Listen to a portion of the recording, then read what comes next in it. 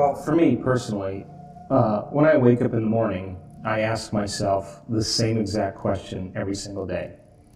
And that question is, what is the greatest ideal of myself that I can be today? Now, there's enough science to support this concept that when we begin to become conscious of our unconscious thoughts, we begin to notice our unconscious habits and behaviors, and we begin to pay attention to our emotions. The fact that we are observing those aspects of the old self means that we're no longer the old self. We're beginning to become consciousness observing the old self. So my process is to become conscious of who I no longer want to be.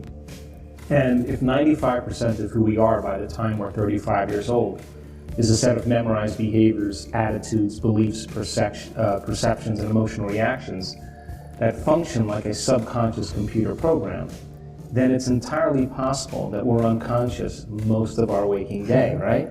So then the hardest part about change is not making the same choices we did the day before. So the biological model of change requires unlearning and relearning. It requires breaking the habit of the old self and reinventing a new self. What we say in neuroscience, pruning synaptic connections and sprouting new connections.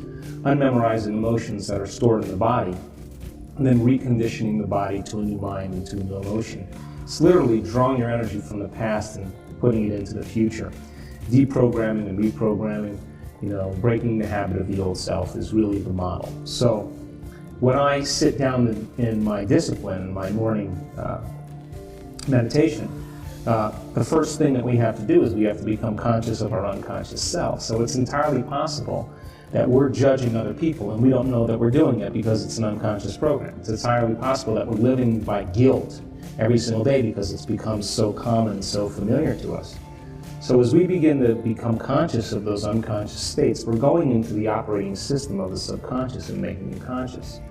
So the more we are conscious of those unconscious states, the more control we have on those later on in our day. And so most people, they start out with really good intentions to think positively, but they may have been thinking, acting, or feeling negatively for the last 25 years. So I just take a little bit of time and I become aware of who I no longer want to be. Then I begin to think about who I want to be when I open my eyes, what thoughts I do want to fire and wire in my brain, what behaviors I do want to demonstrate. And if you begin to contemplate or even mentally plan or rehearse your behaviors, if you do it properly, mental rehearsal shows that you begin to install the neurological circuits in your brain. So now the brain looks like the experience has already happened, or better yet, the brain is primed now for you to get your behaviors to match your intentions in your waking day. If I can bring up the emotion of how this new ideal would feel, the end product of every experience is called an emotion. So if I can begin to feel what it would be like to be the greatest ideal of myself, then I'm giving my body a taste of the future emotionally. And the research shows that rehearsal both changes the brain as well as the body. So that if I can get my brain primed to be thinking differently, and I can get my body primed to be feeling differently, how you think and how you feel creates a state of being. And the quantum field responds to who we're being. So our job then is when we get up from our meditation, we should feel differently than when we sat down.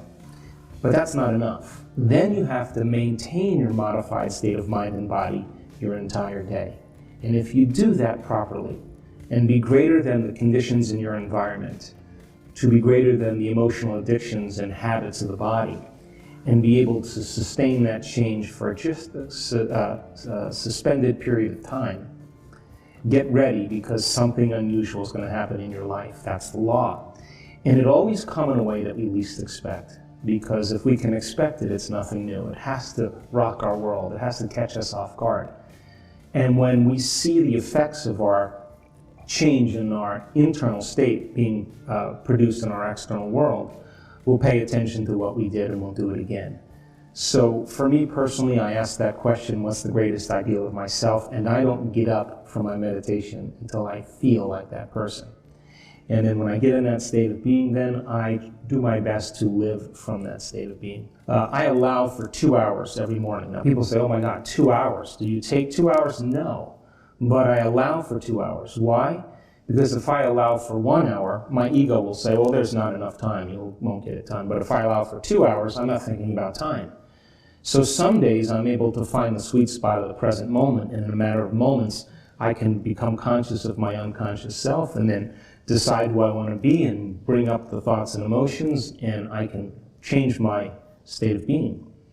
Other days I'm thinking about flights I have to catch, people I have to see, emails I have to check, staff members I have to meet with, and I'm not in the present moment. So it may take me some days 45 minutes to an hour just to keep bringing my body back to the present moment. But that's the work. And I always know that if I keep going and I keep working with bringing the body back to the present, either from the future or from the past, if I do that properly, I always say the same thing when I connect. I always say, that was so worth it. It was so worth making the effort to get beyond myself. So I allow for 2 hours, and it doesn't normally take me 2 hours, but if I allow for 2 hours, then I can relax and not have to think about time.